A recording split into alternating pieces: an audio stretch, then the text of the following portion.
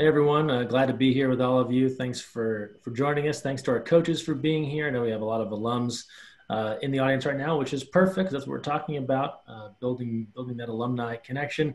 We'll talk about it a couple of times during the conversation, but if you have a question or a comment you want to leave in the Zoom chat, feel free to do that as we go, and we'll get to those questions as we work through the conversation. Without further ado, let's get into this, and we'll have each of our coaches kind of kick things off with an opening statement of sorts. And since we're talking about alumni and kind of focusing on the history of programs and kind of connecting that, we wanted to touch on great historical memories. And so I will start it off by getting over to softball coach Tom Pardalis. Tom, tell us and I'm sure there are many, but one of your favorite memories on the softball field. Mine is a little different. My memory, or historical memory, was watching TV, watching the CBS News one night, and all of a sudden on CBS, I get meet the woman in charge of restoring the George Washington Bridge. And to my amazement, it was Amanda Rogers, who graduated from Manhattan in 2001. And she played for me in high school. And she's the chief of the project of the Manhattan George Washington Bridge, changing all the structural stuff on there and everything else. But Amanda is in top 5 in most offensive categories in the history of Manhattan. So that kind of caught me off guard, and that was a great surprise for me. That's very cool. I think that's probably going to be a thing we'll hit on throughout this conversation, is that as great the memories are on the playing field, on the court, on the field, right? What people have gone on to do after their Manhattan career is also super important and something all these coaches are very proud of. I'll now get it over to Jorden Scott. Jorden, tell us one of your favorite memories. It could be from a game, maybe from the news, somewhere else. Yeah, I think my best memories are 50th anniversary. We've been sort of chugging along with alumni games and get-togethers a little bit here and there, and then all of a sudden we had our 50th anniversary, which started off as an idea and grew into this major event. And it was just a great moment for everybody to reconnect. It invigorated our alumni. It allowed me to start to build more relationships, and the alumni base grew from there. So when I look back at, how far we've come, that evening, that event probably signifies everything that's happened since. Very good. I know your program, among others here in the conversation, have made an effort to stay connected even during this time. We've had recent reunions. Last but not least, I'll go to women's basketball coach Heather Vulin. Coach, tell us about one of your favorite memories. Oh, Coach, you're on mute there. Sorry about that. One of my favorite memories is actually this past year when Sheila Ty's uniform was retired. She's only the second person, men and women, the first woman to get her jersey retired. And I just thought Manhattan College did an incredible job making it a beautiful tribute to her and honoring her. And it was a really special day and inspiring for our staff, our team. Sheila's a wonderful person, was obviously an incredible basketball player, but to be a part of that kind of historical moment and to have her jersey hanging up right above where our home bench is going to be very special going forward. Good stuff. We're talking all about building an alumni connection. I'll go back to Coach Pardalis and ask you about kind of the role that alumni play. I think it can mean a lot of things to a lot of different people, whether it's fans, financial support, spreading the word about the program. What does it mean to you? What do alumni do for a program? Well, after thinking about this, I thought about a lot of things. First of all, financially, it's a big thing. Their donations keep our program going. They come to game, give us support there. They come to alumni games where they bridge the gap between the older players and the newer players. We have a first pitch dinner, same idea. They bridge the gap. They get to talk to these kids off the field. Great. A lot of the alumni that we have give us contacts with people they think that would be a good fit to Manhattan, and that helps us in recruiting. The other thing, and I think the most important thing, is when they graduated from Manhattan and got jobs, and they've moved up the ladder in their workplace, they've given us people to contact. They've gotten us information on internships. They've gotten us information on jobs available, job opportunities. And that really helps with the networking and us moving on in the program after Manhattan. So it's been a great advantage for us to get all these people together. Coach Scott, I'll go to you. Similar question, and in your time with the Jaspers, just how have you seen that importance of the alumni grow during your tenure? It's been accelerated ever since with the 50th anniversary. Before that was tough because as a coach walking into any program, you really don't have too many relationships with previous alumni, right? Because they were under other staff. So it takes time to build that. It takes time to connect with someone. A player in my team right now probably has spent a year and a half during the recruitment process building a relationship with me, and then 4 years of playing. And then you're 5.5 years into a relationship when they become an alumni. So there's an automatic connection. The toughest part for a coach is the people that were there before you. And I've been very fortunate. I know there's certain people in this call that have been instrumental in this, but a lot of people before me really stepped up and said, hey, I'm here to help. If you need any help and support, I'm willing to do the legwork. I'm willing to communicate with our class, my former teammates. And so a lot of those people became close friends of mine over the years, because we're just now in constant communication.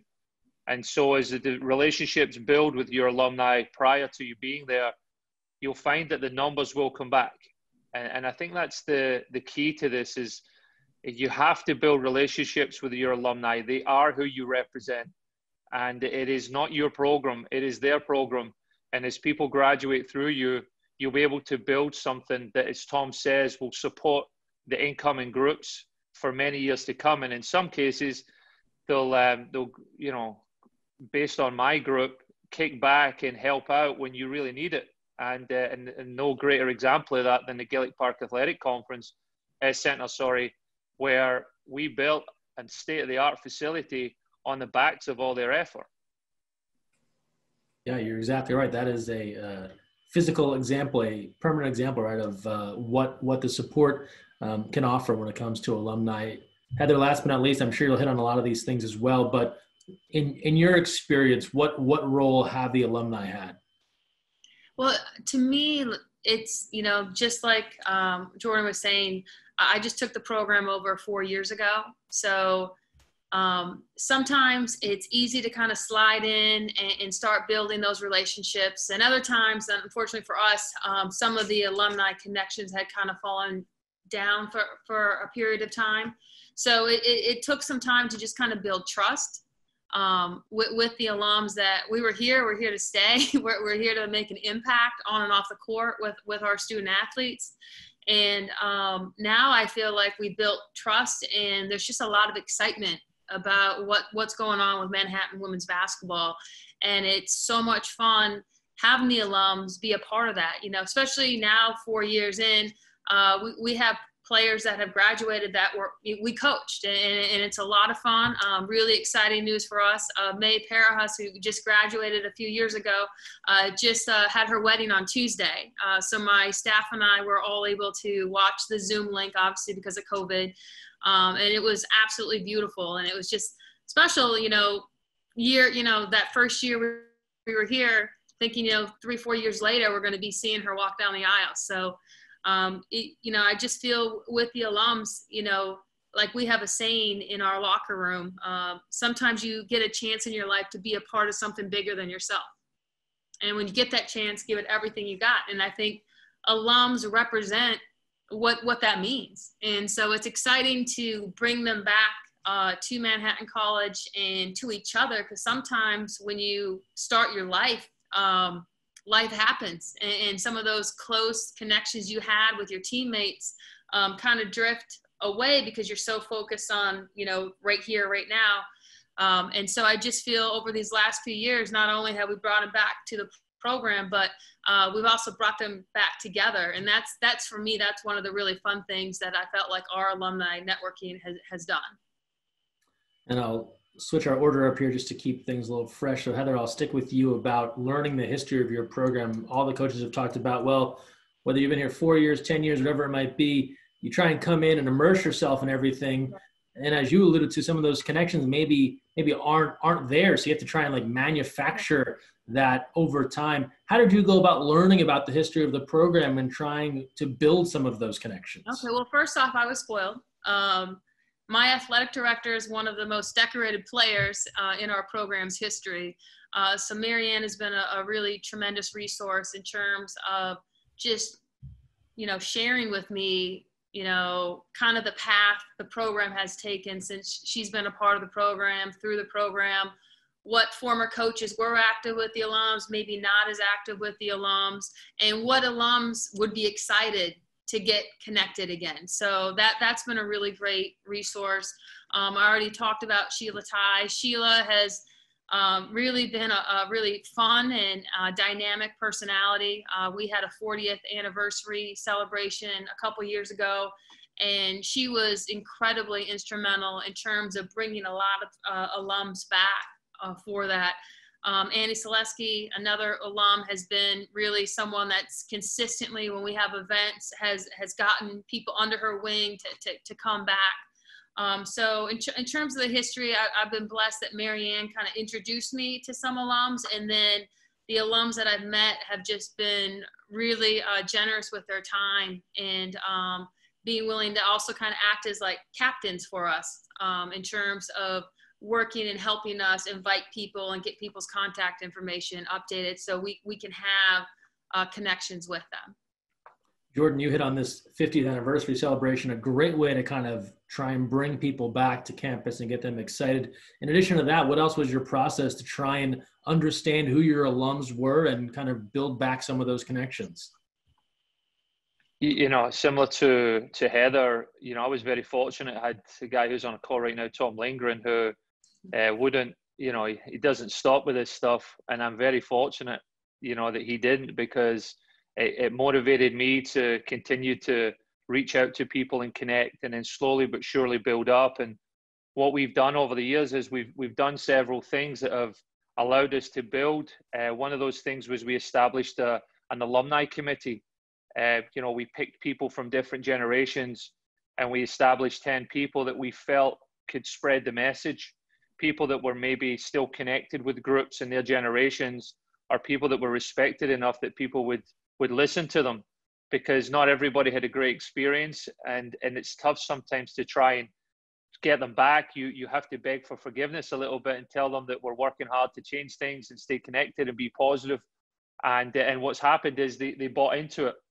So that committee in itself was formed with several Hall of Famers, and it really allowed us to get the message out there. We've also done a great job in recent years. I've really put some time into newsletters. So we do a monthly newsletter. This past year and a half, we've really sent out a ton of communication that has information on alumni who are doing well in their own field. It has information on our current team and what they're doing and what they're aspiring to be. Something a little bit more attractive, or social media pages and more information on it. And in the last 2 years, we've had several network days where we've invited over 10 to 20 alumni to come in and do a sort of speed dating interview session with our current team.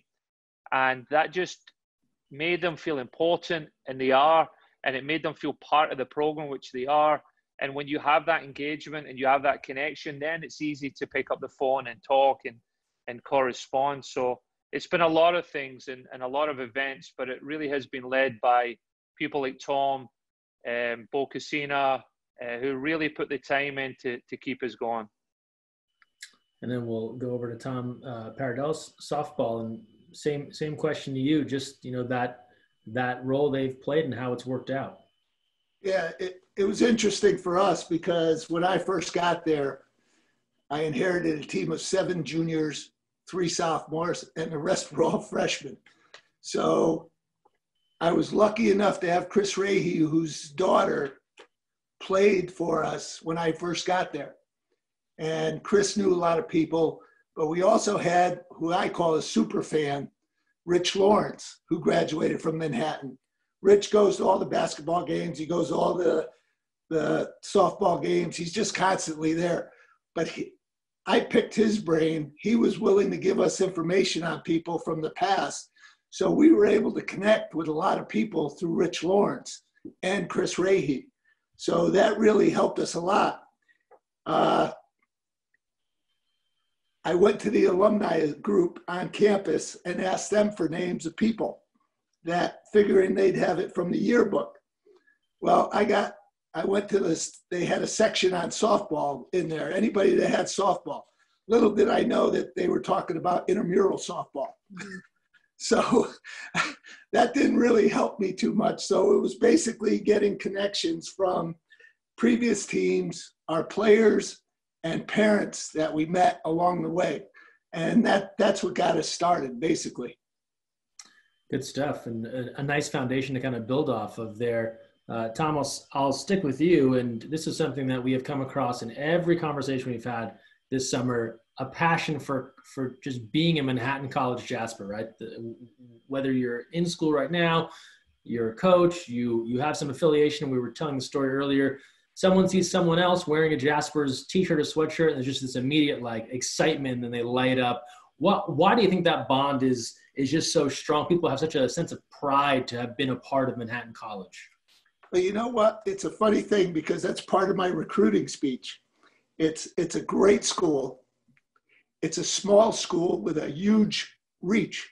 It's got a long reach, goes all over the place. I keep telling kids, no matter where I go, if I'm wearing a Manhattan or a Jasper t-shirt, someone is going to come up to me and say, I'm a Jasper. We went to Paris, we're in front of the Louvre, and 3 kids come charging at me. I jump back like this. And it was 3 Manhattan kids on their break that were doing their internship in France. And they just saw the shirt and they had to keep coming up to me. But that's a regular thing.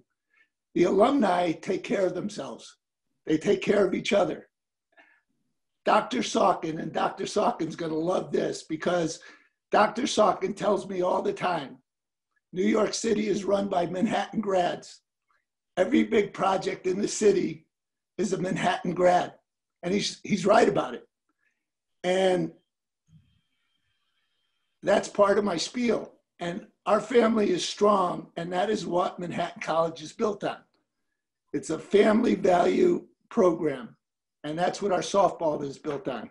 So I think that's why we're so good at what we do. Jorden, similar question to you, but just along the lines of that pride in being a Jasper and how that kind of feeds into such a strong alumni connection. The people are what make it, right? There's not a Jasper I've ever met or connected with that won't take the time, that won't put the effort in, that will do everything they can to help you. And it goes the same across the board. There's not one person I've met that's refused to help. And I think it just speaks to the type of person that comes into the school and when they leave, and you know, however successful they want to be in life. And success is not just based on the dollar amount, it's based on the family, it's based on how they raise their kids, it's their marriage, it's everything, right? And so I think it's the people that make it, and that's part of our recruitment process as well. We're always looking for great people that understand it when they leave here, they represent everybody. And my recent group of 10 years now, I mean, these guys just keep coming back. You know, it's constant. And it's not always a conversation. It's sometimes on social media. It's sometimes a text message when you don't expect it. The people that left here were great people. And we have to take the time, and we've been taking the time to do those late calls and do those meals at weekends when we think that we need a breather. You can't. Like relationships, once you build those relationships, these people will do anything for you. And I think that's what makes it special. And Heather, I'll come to you. And you were just talking about, right, viewing a Zoom wedding of one of your former players, right? It's hard to pick a moment that would show how strong the connection is. And when someone, even virtually, right, invites you to their wedding, as you've been with the Jaspers over time, how have you seen that? We're talking about the kind of the strength of the alumni connection. How have you seen that more and more firsthand? You know, you're putting that work in year one, right? You mentioned Marianne's helping kind of explain some of the things about the team. How has that really grown year after year, where now you're seeing on your own, man, this is really a strong connection? Well, you know, I've been lucky. When I came in 4 years ago, my staff is pretty much the same as when I started. I've had really tremendous continuity.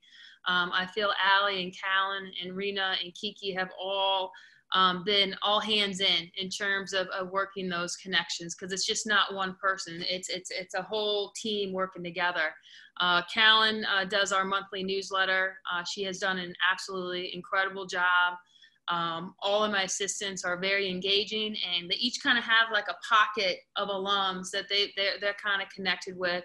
And what, for us, unfortunately, at the end of this past year, the season got cut short. But we had a really fun alumni event set up that we didn't even have to set up. The alums set it up because they were so excited to watch our team compete at Atlantic City. And, so it's just little things like that when you're trying to get things set up and you offer to do things, and then you find out from one of them, like, oh, no, we already just arranged it. We're so excited to come watch you guys play. And these are women that maybe played, 20 years ago. But now they really feel a part of the program again and really vested in our success. So it is special, and it's really exciting. So I just want to say, like I said, my staff has done an absolutely incredible job working with me, because it's hard for one person to call 200 alums. But fortunately, we've got a really dynamic staff, and we do a number of events throughout the year to try to bring them back. And they do a tremendous job of organizing that and getting people on campus, which is tough in this day and age. Especially now, and Heather, you hit on the newsletter, the alumni group kind of organizes events. Now more than ever, right? Everyone looking to kind of stay connected. It's mostly this virtual, but Heather, what are some of the other things women's basketball has done to try and stay connected with that alumni group, or maybe things that you want to do, aspirationally in the future? We've talked about, I want to have at least 4 to 5 point of contacts every year, because obviously we may pick a date and we think it's a great date, but maybe a lot of people can't make it that date. So we're trying to have 4 or 5 activities a year where maybe we don't get this group, but might get another group. And that gives them a chance as a group to be like, hey, do we want to do this event or that event? So some of the events that we do a phone-a-thon every year. And granted, a phone-a-thon is we're literally calling you, asking you for money. But the way we do our phone-a-thon, I feel, is really engaging. We do a lot of FaceTime calls, group calls. We really kind of make it an event, and it's a lot of fun. And I feel everybody that gets called really feels like they matter, because they do. But I just feel like we really personalize it really well. We do a super fun event in the spring called Designer Handbag Bingo, and it's a fundraiser, but it's one of those fundraisers where you donate money, but you're having a great time. And we've been able to get a number of alums to come back every year for that. We also, in the summer, when we do our summer training, we pick a day where we do our alumni game in the summer, so alums can come play. Our girls actually is part of our training. And then as soon as the game's over, we eat, and then we all go to a WNBA game together, since we're blessed to have the Liberty so close. And then each year we've been able to get more and more alums to come join us for that event. We also, during the year, instead of having an alumni game necessarily during the year when we're playing, we just keep it simple to an alumni happy hour after one of our afternoon games on the weekends. And I feel like each year we're getting more and more people, and not just more and more people, but returners, which is exciting. We would like to add another event in the fall, kind of like a pre-fun event before the season starts. So we're still working on that. Obviously with COVID, it won't be this year. But from our conversations with alums, it's really hard, especially when, our alums a lot of them are the mothers, and mothers kind of have a lot of the child rearing responsibilities to take a night to go do something, or take a weekend to go do something. So with COVID right now, we've really been taking advantage of doing some alumni happy hours, and we've just had incredible attendance, and we've really tried to break it down into 4 to 6 year windows. So the people that came to the happy hour actually played together, had some common connections. And then we're in the process now of coming up with how we want to do just an overall happy hour, invite everybody, and try to see how we can manage that with one big Zoom group. But it's been exciting, and it's been a lot of work. These events just don't happen. So my staff, like I said, has done an incredible job of putting the vision together and really building some authentic relationships with the alums. That's great. That's a lot of stuff to really keep the alumni engaged. And check the Zoom group chat. You can see a link to the latest Jasper's women's basketball newsletter if you want to keep up on what's going on lately with the team. Jorden, I'll go over to you. What else is planned down the line, things you've done in the past that have worked well when it comes to events and things to keep the alumni group connected?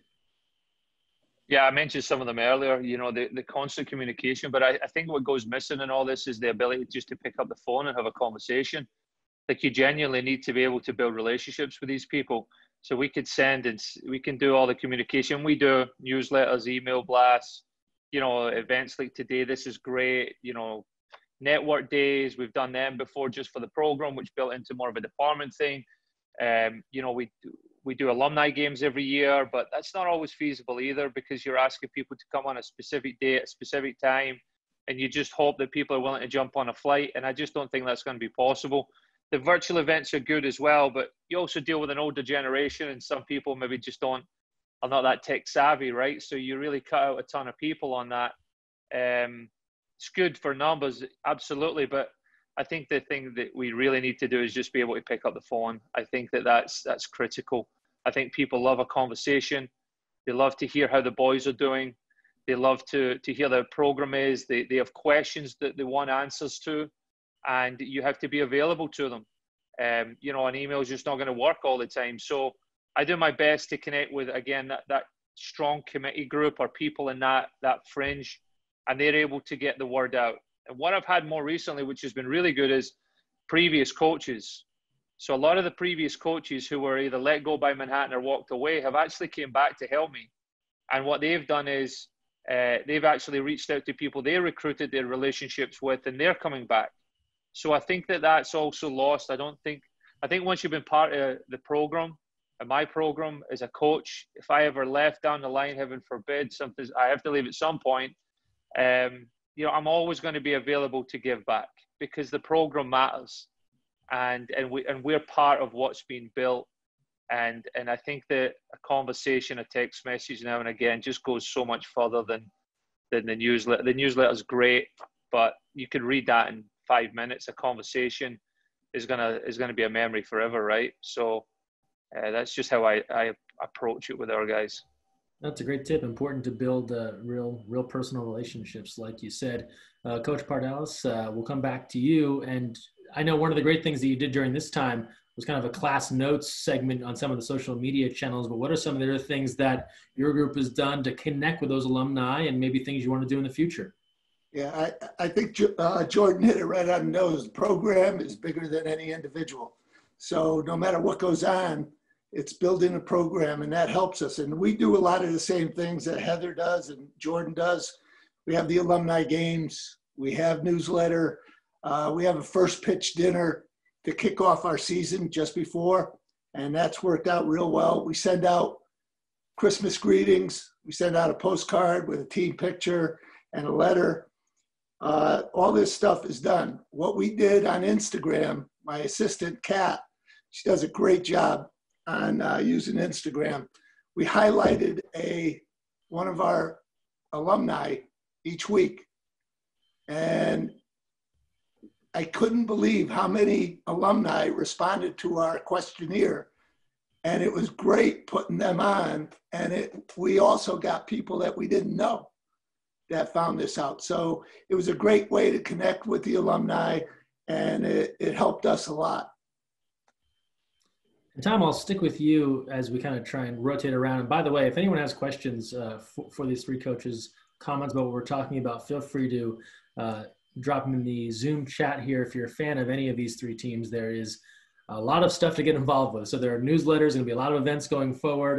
If you're part of this alumni group, you may already know some of this, but also feel free to spread the word to others. If you're on the team, you want to get some of your fellow alum involved. Clearly, all three coaches would love to have more people in the mix here and get them signed up and involved with the program. So Tom, I'll kind of stick with you. And this is an interesting thought about how maybe developing better connections with alumni helped you as a coach? Did you notice any connection there as you built those connections up with those who don't play for the team anymore? How did that have an impact on the current team?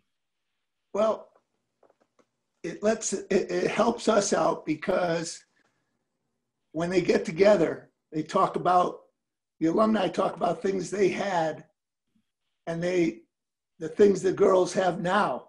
It wasn't even close. When I first got there at Manhattan, we had 47 softballs, no screens, no pitching machine, no nothing. So when our girls found that out, it was kind of, oh, maybe this is pretty good, what we have. So I think it was an eye-opening thing for some of our present players, and the alumni were seeing some of their donations, what they were going towards. So I think it was a great thing that they would be able to see this stuff and get connected with our girls in that way.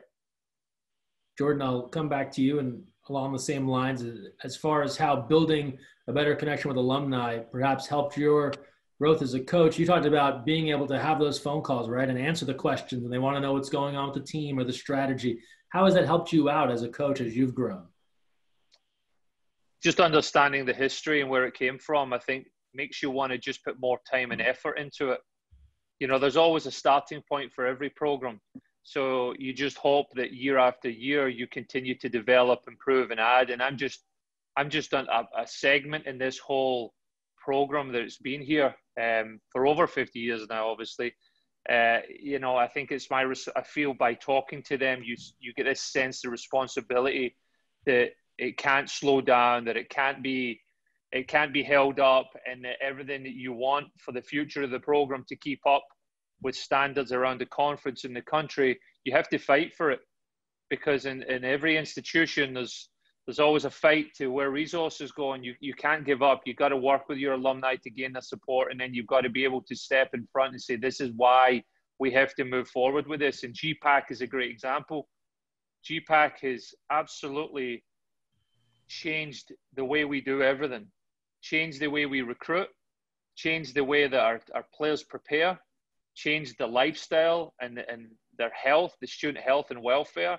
It has changed everything. It's changed the staff's approach to meeting players, the athletic trainers. I mean, it's just changed everything. And that was because we fought so hard for our program, because it was a thing that everybody said in my time there. We don't have a locker room. We don't have a locker room. We don't have a locker room. Every evaluation at the end of every year was, we don't have a locker room. We don't have a locker room.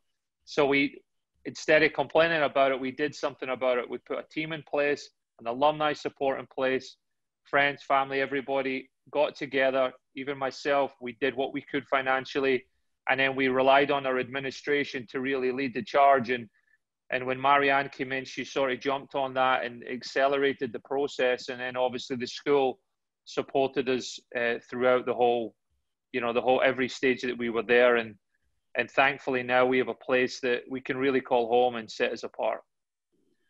Jorden, just to stick with the GPAC there for a minute, because I know you've hit on it a few times and the importance of that development of the facility. What's been the response from alums after that's, you know, they contributed in various ways. It gets built, it's open, it impacts the team. What have you heard from those folks as now they can see the actual impact it's having on your team and other teams?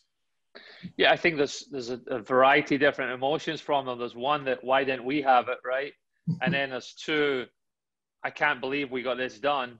And then three, now I'm proud to feel like I contributed towards it. So there's that range of emotions that goes through every alum when you take them in there. But if you go to the video, I know it's been put in the chat here. If you go to the video, the pictures from the opening, when alumni walked in there, if you see the smiles on people's faces that were there 30, 40 years ago, it's incredible. It's a pride thing. It's the fact that they can say that Manhattan College men's soccer has their own locker room, and that we have the same as Quinnipiac and Monmouth and Fairfield, and we can go out and get the best kids now because we can offer, you know, an elite environment, a professional place where you can study, graduate, go on to live a life, but at the same time enjoy a wonderful athletic experience. It's just a pride thing. So yeah, it does. It makes us all smile when we walk in there every day. That's been a theme throughout this whole conversation, the pride people have in having competed at Manhattan. Heather, I'll come back to you. And as we were talking about connecting with alumni and how that may have had an impact on your growth as a coach, what have you noticed in that area?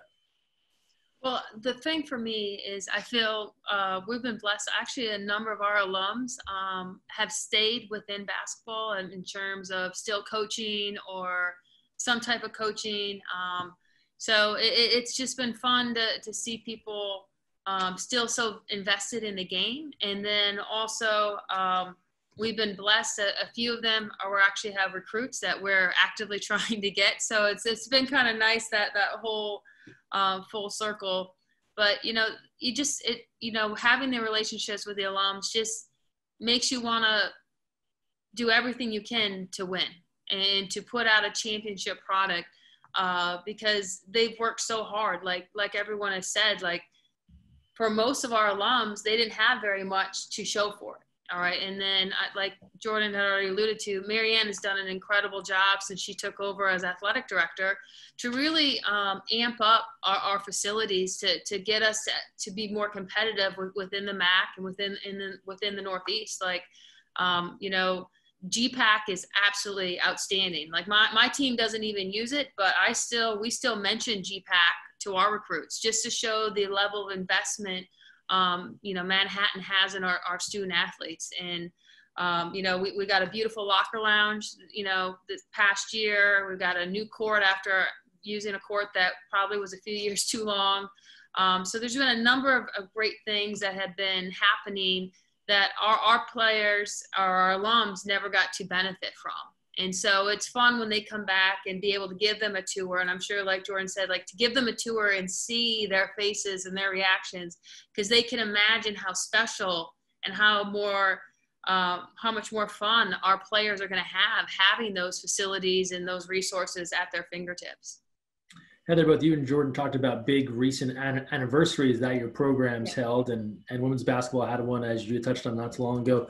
When you have something like that, right, and you're just a couple of years of this whole history, this 40-year history, what sort of obligation do you have do you feel when you put on an event like that? How much does it really drive home the importance of alums when you see everyone coming back for something that important, and you're the current leader of the program? Well, for me, and I alluded to it when you asked me about the historical moment, I want people to be proud. Okay. Like, and so like Sheila's event that we had this past year, like I was literally proud to be a Jasper. It was so well done.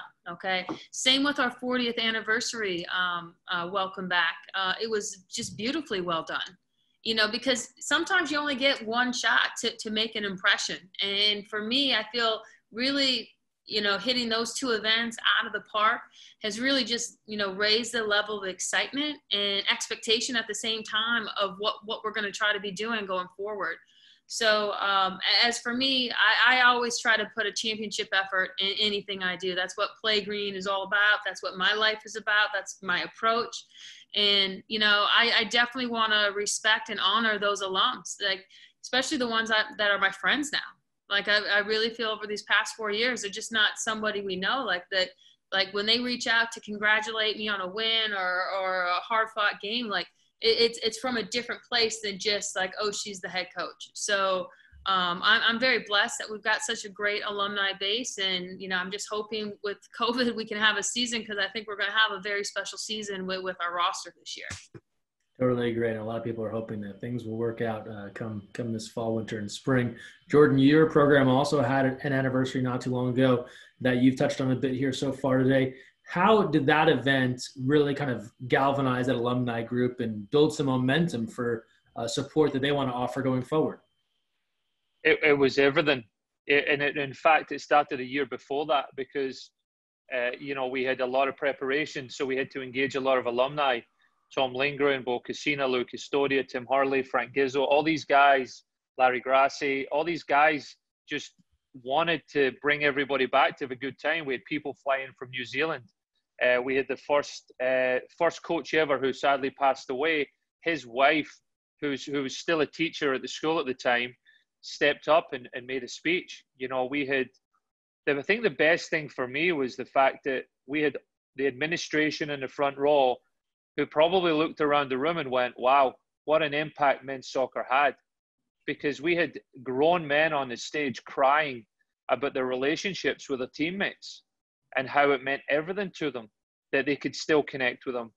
And that's the thing that really hit home for me, is that we represent everybody, and what we do on a daily basis allows our teams and our student athletes to build relationships that they'll be crying about for decades, that they'll want to come back and hang out with their friends and their coaches, and they'll want to spend time together. And that 50th anniversary was a catalyst for everything.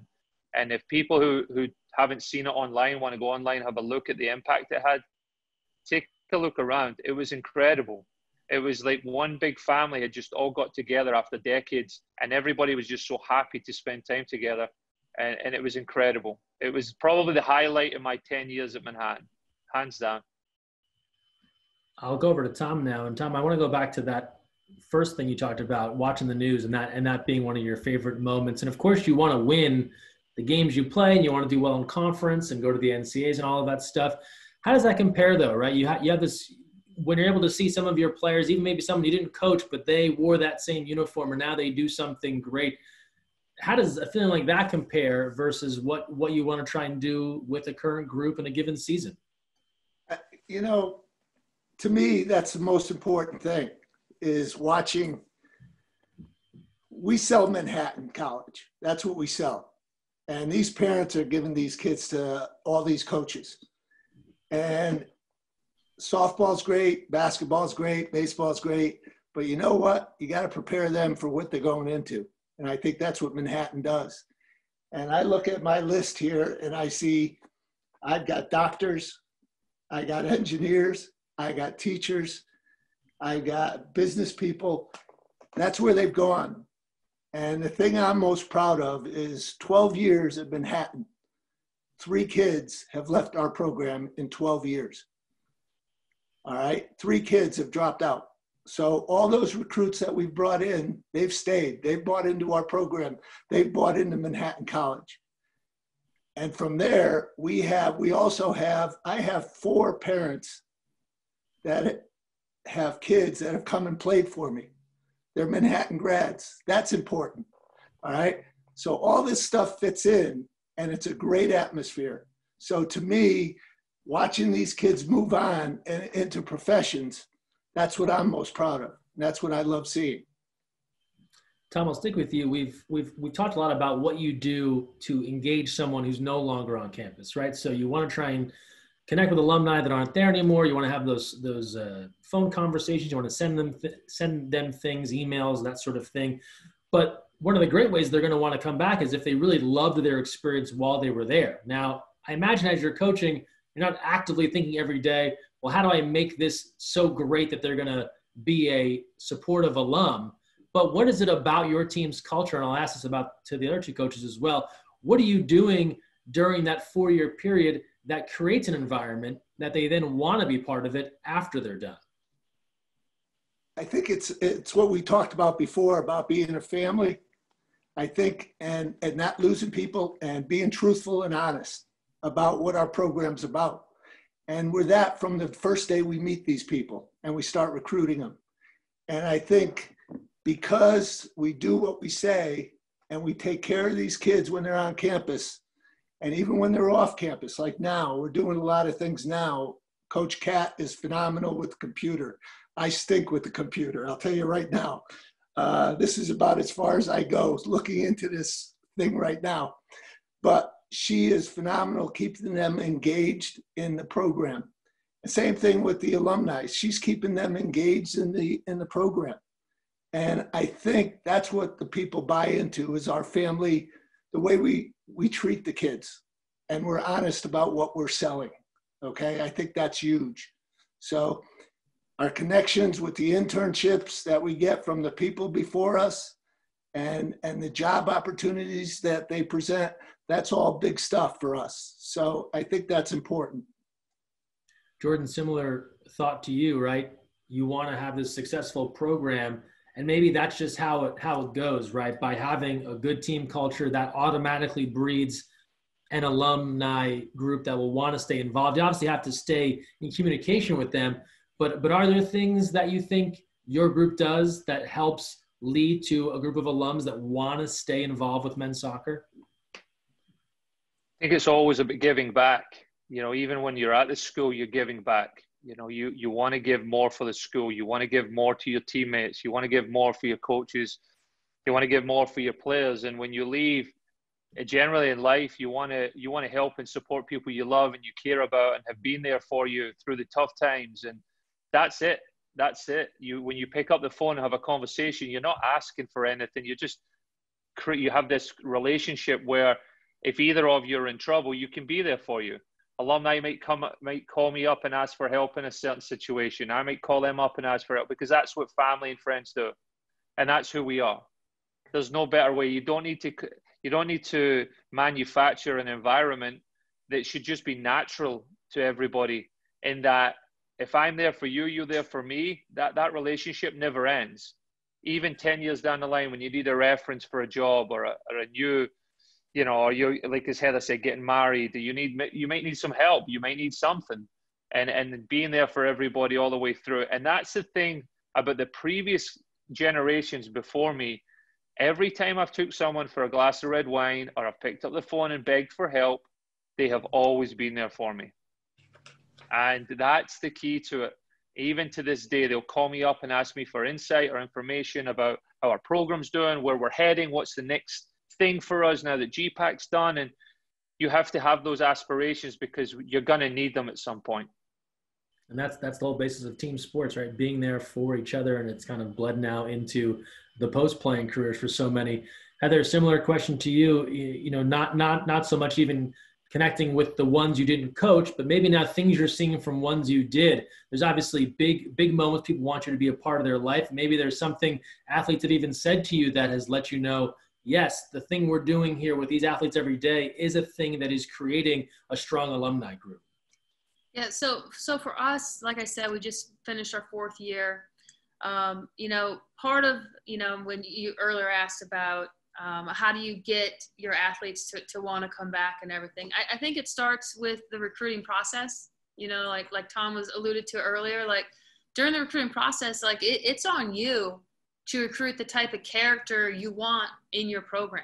All right. Obviously, it's on us to evaluate the talent, but who are you bringing in? Who are you choosing to represent Manhattan on the basketball court, softball field, soccer field?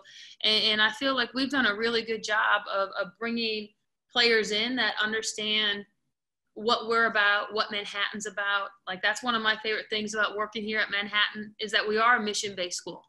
I love being a servant leader. I know and I believe that all my players are surrounded by servant leaders, whether it's in administration, whether it's faculty, and it's just a really special and wonderful environment. So I think Manhattan itself draws the right kind of kid because of what it offers in terms of the personal attention and support, and, you know, that intimate environment in terms of going to like a small school.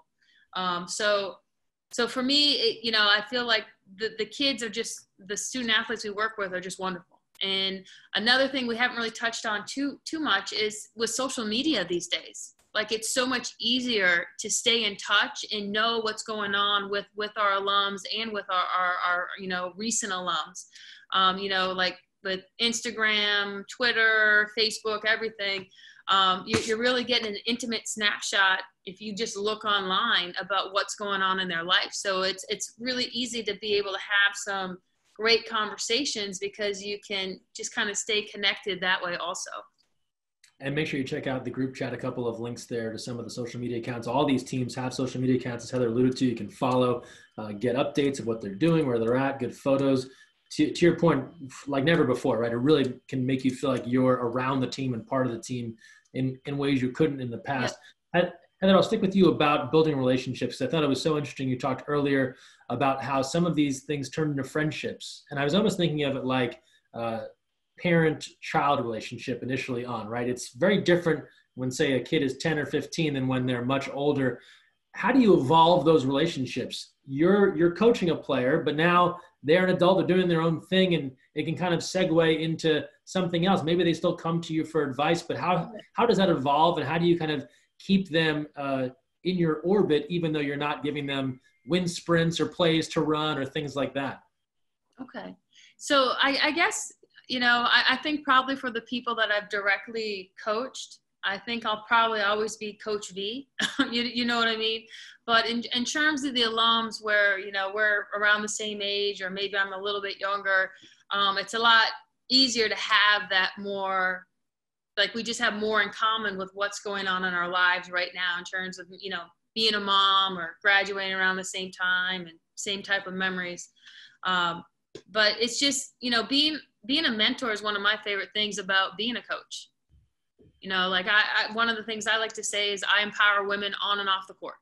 And so being able to have, these authentic relationships with my players or with the alums, I just feel empowers all of us. And being able to have that support from one woman to another woman, one, Jasper to another Jasper, it's empowering and it's fun. And, one of the programs that we're starting with our team is we actually, this past week, we had everybody on our team create a LinkedIn account.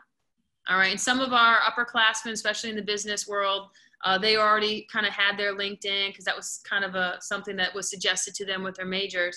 But we try to do a lot of networking. Like we usually have 1 to 2 speakers come speak with our team every month.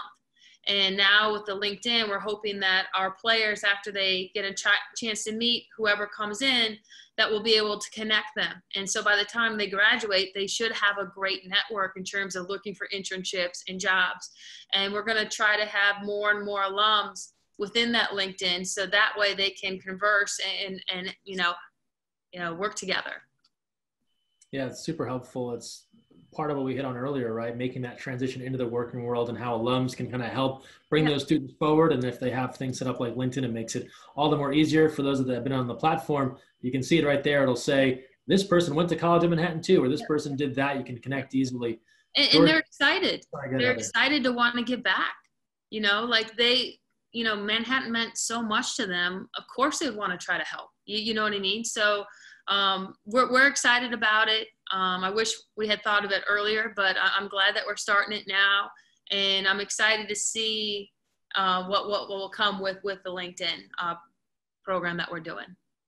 So if you're on LinkedIn, make sure you check out some of these Manhattan women's basketball players. Yes. Add them. Jorden, I'll come back to you.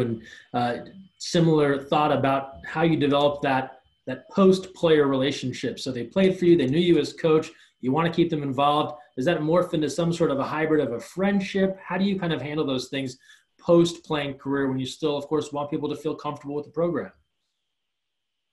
Yeah, the friendship piece is something I always preach. I mean, I have my players call me by my first name. For me, it's an equity thing within the program where, I'm as invested as they are. I'm not higher than they are. I'm just guiding the path. And there is obviously a respect matter involved in this. Some people like to be, the old generation of commanders used to be able to say anything and people would just get in line. But there's too many options in the world today for modern kids. And if they don't like what they hear, or they don't like what you're being told or how you're doing things, they're going to walk. And it's, I think also, I hate to say it's globally, but I think it's also a parental thing. Back in the day, parents would, this is what you get for dinner and that's it, deal with it. You eat or you starve. Nowadays, if you don't like McDonald's, they take you to Burger King. And if you don't like Burger King, they take you to Chipotle. And it's all about being liked. And so as a coach, you have to sort of move with the times a little bit. And those times are that you have to be willing to meet them on their level sometimes. And I think that friendship is definitely a part of that relationship with the 4 years that they're with you. I think as they get older, I've seen this forever in my time as a head coach, that as they get older into the junior, senior year, they start to realize why you were maybe a little tougher on them at the start, because you've sort of got to bend them into the way of the real world as they take the next step in life. And then as they get into that junior, senior year, there's definitely respect, but there's also a sort of connection there that you're going to have when they leave, because they understand that your role goes way beyond their 4 years and that they're going to need you. And they understand it as a friend and as someone they respect, that they're going to have to lean back on you at times, just like you will lean on them. So I think the friendship starts way earlier than when they graduate. And so I think it's been pretty easy for me to continue to be connected to them since they left. And Tom, last but not least, similar as you build that continuing relationship, right? You already have this great foundation player coach. What's the transformative process like when they become an alum? I think it's a friendship. I think it's gone on. I mean, even now, my first year team 12 years ago, I'm sending happy birthday to those kids right now. I mean, today's Michaela Romero. It's her birthday. So when they get that, they know that you care about them. And I'm interested in everything they do in their profession right now. That's all part of the building program. I think we established a relationship when they were here. And I think the relationship, I mean, I've been to maybe 4 weddings of my kids through the years now. And you know what? It's nice seeing them outside of the field and how much you mean to them. And when you go to those weddings and all their teammates are there and you're there, it just brings a whole different atmosphere to the whole show. So, I mean, I taught for 37 years and I've been doing this for the last 12. So I've come across a lot of kids and it's been a great education for me, both on the field, on the court, and beyond. So to me, I just think it's turned into a friend relationship that's going to go on for years and years to come. Good stuff. And just one final thought from everyone here as we wrap things up. Appreciate everyone taking the time and all of our attendees here joining us. Tom, I'll start back off with you as we go right back around the horn one more time. But just kind of a closing thought on the pride you feel in having a role in helping strengthen alumni relations for softball at Manhattan. You're one of the people that has been part of it in that head coaching role, but what has it meant to you? Well, it's a tough thing, to tell you the truth, because you've got so many different areas. We built this program on trust and relationships. And then as they become alumni, now you have to approach them in a different manner because like Jorden says, now all of a sudden you got to ask for money. And that's a hard thing for me because I'm not sure whether I enjoy that part of it, but it's a necessity.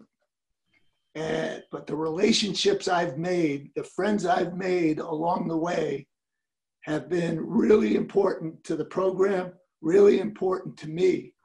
The asking for donation part is tough, but it's a necessity. You have to have it.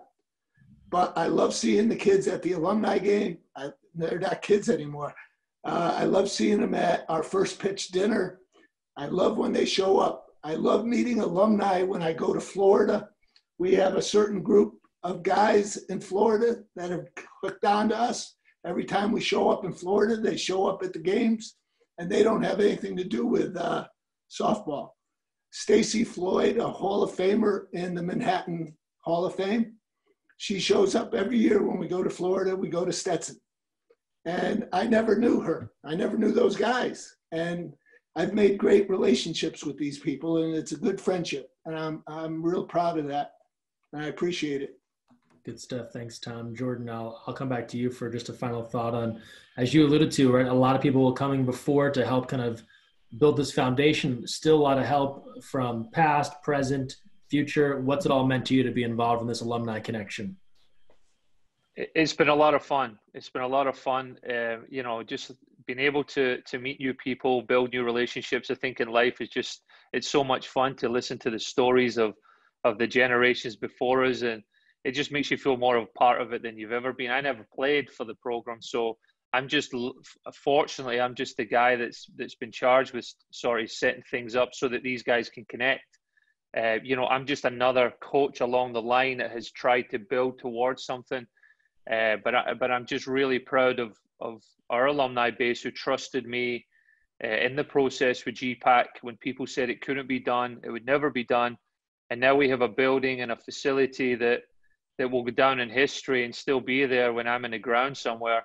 And that's something that I'm just really proud that I was able to share that with them, that they gave me the trust and led the way, because it would never have happened without them. it just would never have been in place. And, you know, obviously our administration of school were a huge part of that, but the energy and the excitement and the enthusiasm and the idea that I floated to them, they just bought in.